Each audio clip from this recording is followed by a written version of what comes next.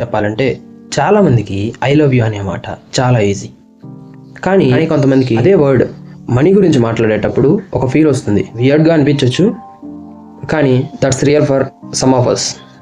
కాలేజీలో ఉన్నప్పుడు, especially BTech second year లాంటి స్టేజ్లో ఉన్నప్పుడు లైఫ్ ఒక మిడిల్ జోన్లో. పాకెట్ మనీ అస్సలు సరిపోదు. Room rent, food, mobile recharge అన్నీ అడ్జస్ట్ చేసుకోవాలి.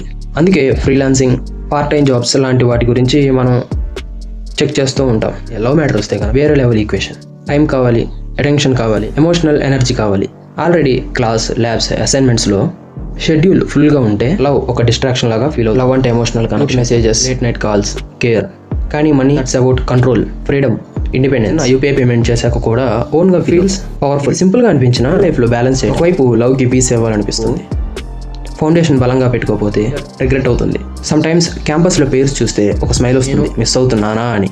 కొన్ని నైట్స్లో సైలెన్స్లో is it okay to delay the emotional part of life అని. లేక మనం ఓవర్ థింక్ చేస్తున్నాం, ఏజ్లో ఎమోషన్స్ ఫాలో అవ్వాలి, లేక ఫౌండేషన్ స్ట్రాంగ్ చేసుకోవడం బెస్ట్. మీ ఒపీనియన్ ఏంటి కామెంట్లో చెప్పండి. ఈ వీడియో నచ్చితే లైక్ చేసి మన ఛానల్ సబ్స్క్రైబ్ చేసుకోండి.